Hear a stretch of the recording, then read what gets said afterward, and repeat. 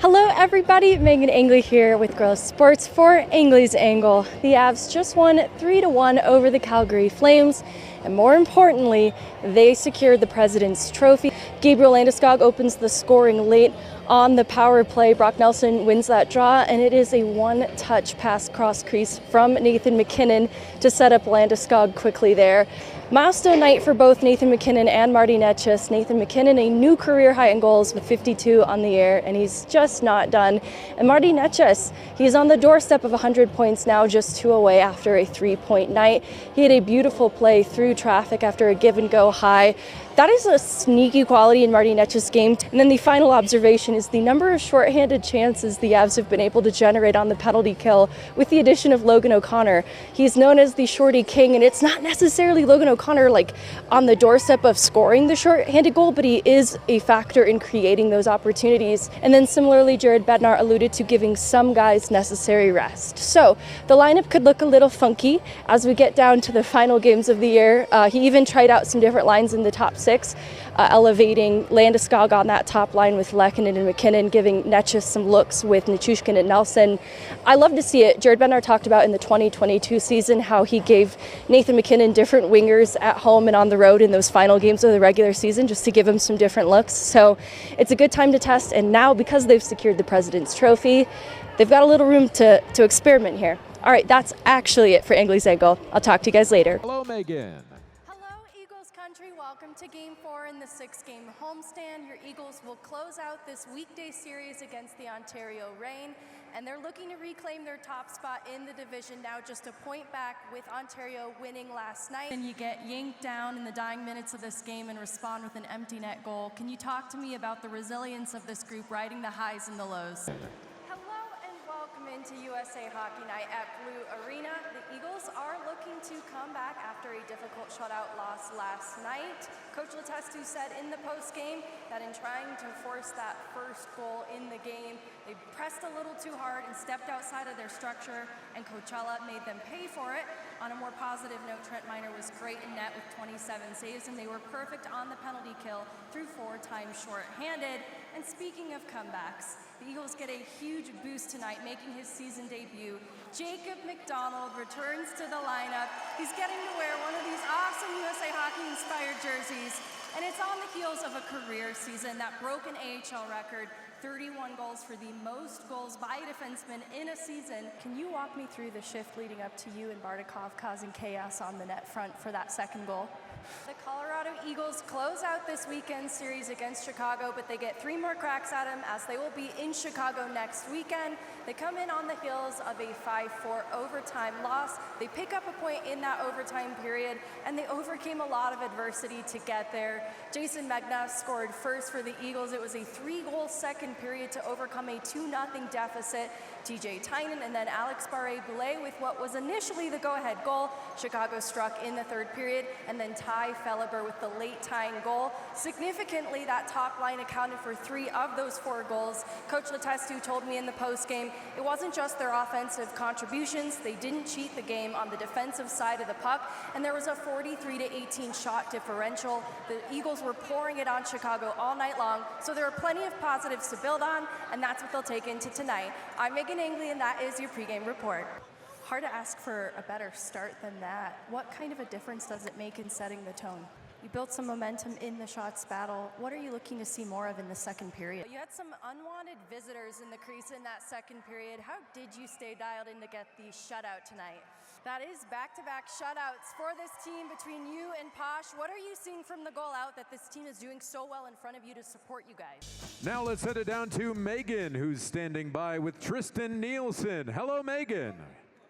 Tristan, you open up the scoring on the power play. Walk me through that goal. After the success on the power play opening night, what have the conversations been about replicating some of that? You got to drop the puck earlier with your granddaughter and your son-in-law, Jason Megna. Why was that moment, 3 generations of family represented, so special for you? Taylor, you get your second and third goal of the season, both in that first period. Can you walk me through that second one on 4v4? You made your NHL debut earlier this season, now 3 games up with the Avs. What did you take away from that experience that you want to apply here? 2 of the best teams in the division going at it. What did you think of the opening 20 minutes? And on the Ontario side, what are you looking to manage in terms of what they're doing? You got a crack at the power play in the first. I know you guys are trying to find a rhythm there. What do you think it needs? Welcome back. We are just a few minutes into the first period. Eagles versus Bakersfield.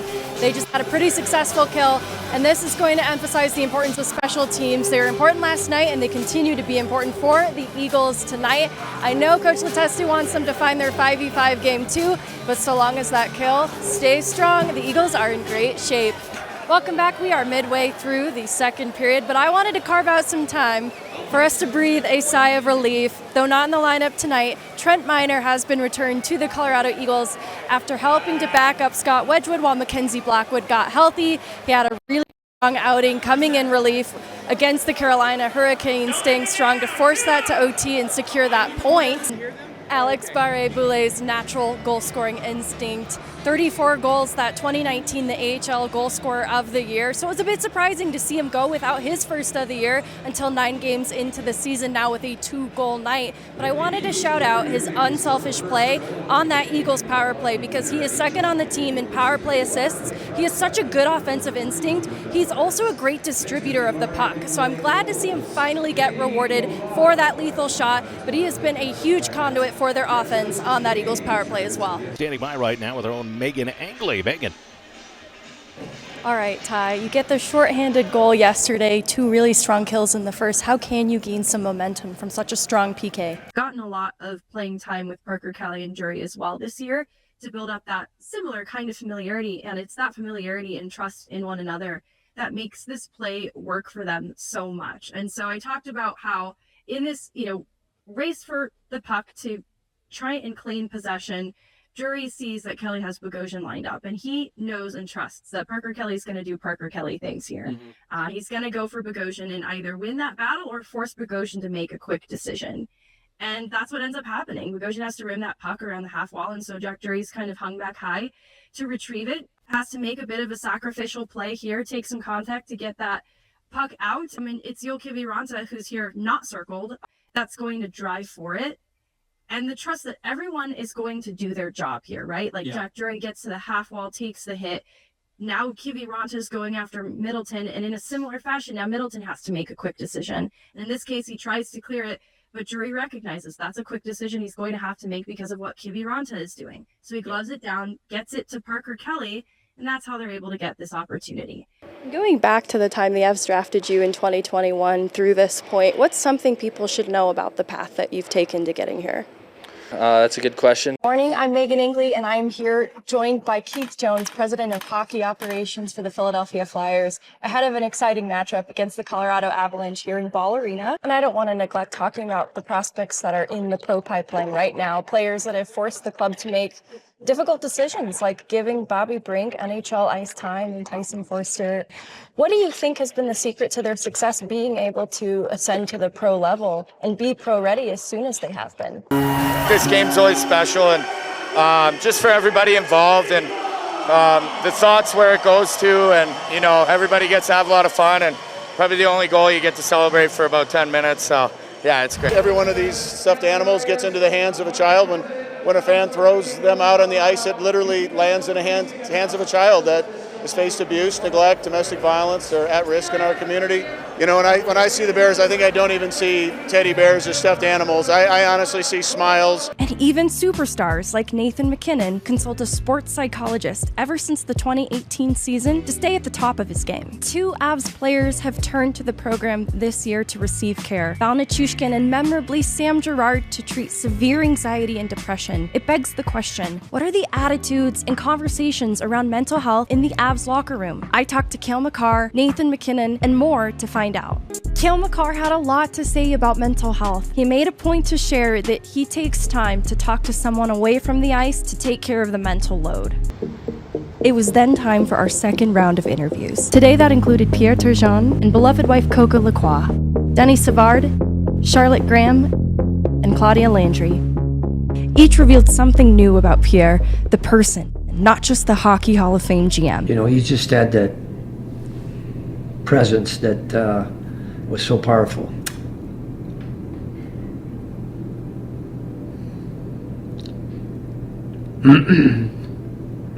Well, he meant everything for us.